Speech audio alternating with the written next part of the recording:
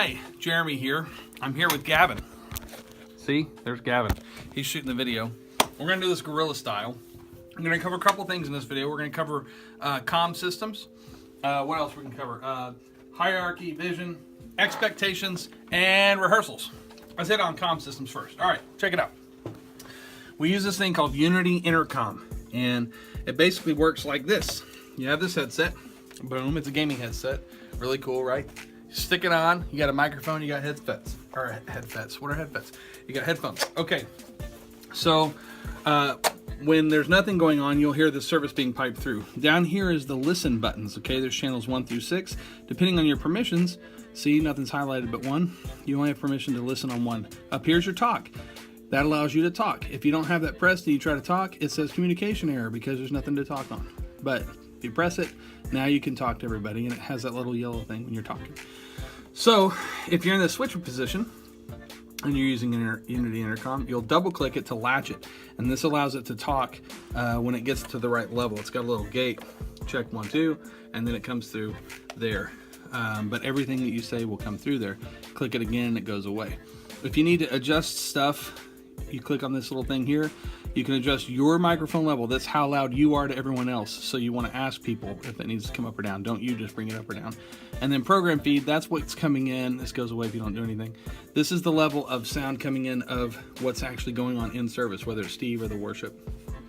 You can also click on users here at the top, and it will show a list of users. Now, none of these are online right now, but when they are, you can just double click them. And this will actually send a page push notification to whoever it is, camera 6, camera 7. You've got me and Gavin, presenter, producer, and remote cams.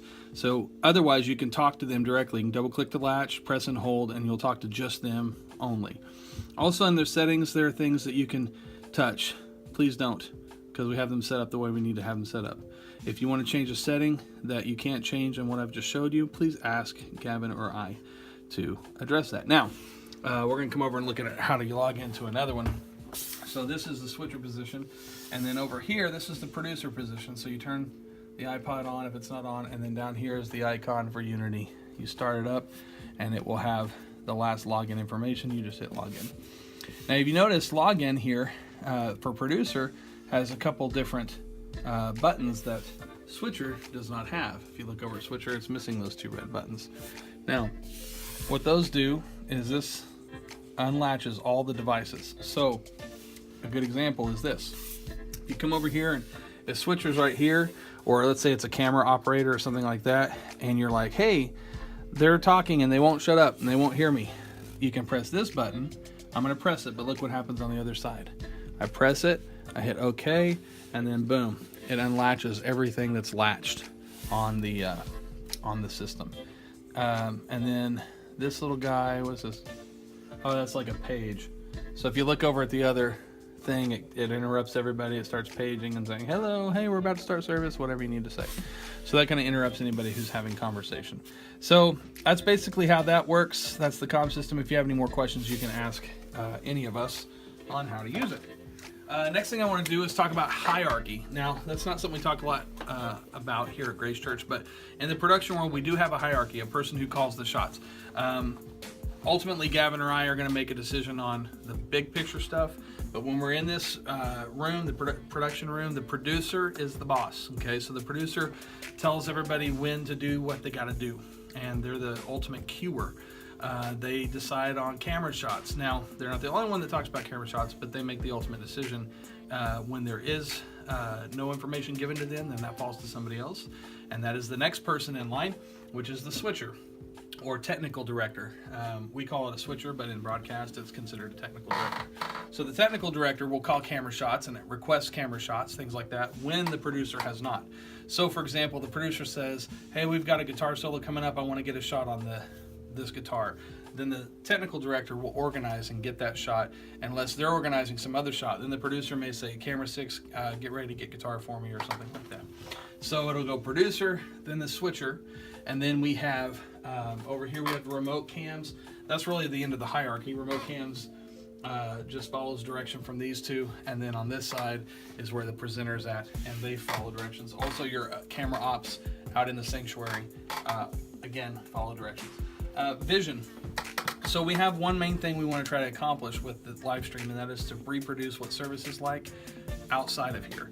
Now, in order to do that, we don't want to be distracting. So we don't do a lot of crowd shots, for example, because it's not about showing the crowd unless that's part of what is inspiring in the moment. But generally speaking, we don't want to identify people with crowd shots. So you don't, when Steve's preaching, you don't look at someone's face going, oh, neat. We don't really want that. We just want to see Steve at a different angle. If someone's speaking in the congregation, you always want to follow the content, right? So if something's happening somewhere, you want to try to pick that up if you can.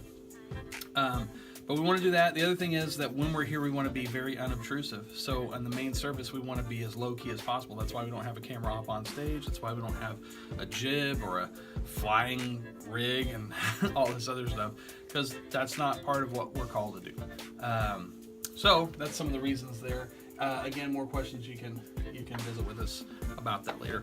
Also, I want to tell you about our expectations. We do expect that you're here 1 hour before any service time starts. That's the same rehearsal time for the band. So if service starts at 9 o'clock, we need you here at 8 o'clock.